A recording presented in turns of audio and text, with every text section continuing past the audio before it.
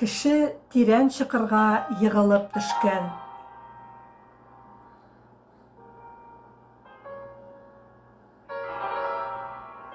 Егылып төшкән дә чыга алмаган. Янәшәсеннән сәяхәтче узып барган. Акылыңны чистарту өчен медитация итә башла дигән ул кешегә. Син нирванага ирешкәч, барлык газапларың бетәчәк дигән. Кеше ул әйткәнчә эшли башлаган, ләкин чокырда кала биргән. Тагын бер кеше килгән. Ул кешегә син дә чокырда юк дип аңлаткан. Бу иллюзия генә. Шулай итеп булмаган кеше чын барлыкта булмаган чокырда калган. Чираттагы кеше пәйда булган.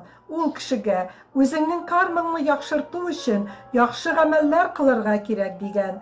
Ләкин шуңа да карамастан син чокырда үләчәксең һәм нинди дә булса искиткеч нәрсәгә яңача гәүдәләнәчәксең дигән. Югарыдан тагын берәү караган.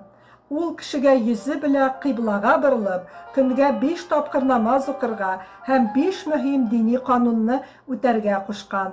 Әгәр ул тугры булса, бәлки кайчанда булса, Аллаһы Тәгалә аны азат итәр. Кеше бик тырышып намаз укыган һәм бик нык хәлсезләнгән һәм чокырда кала биргән. Тагын бер кеше пәйда булган. Ул кайсыдыр ягы белән башкалардан аерылып торган. Ул чокырдагы кешегә эндәшеп, иреккә чыгарга телисеңме дип сораган.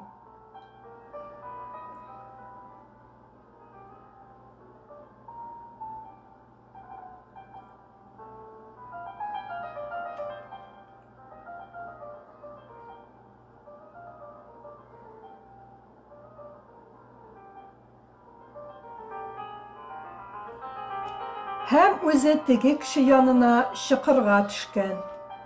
Аны кулларына алган һәм яктылыкка алып чыккан. Һәм чокырдан чыга алмаган әлеге кеше коткарылган. Чөнки сез Аллаһы мәрхәмәте белән иман аша котылдыгыз. Бу сезнең үзегездән түгел, бәлки Аллаһы бүләге.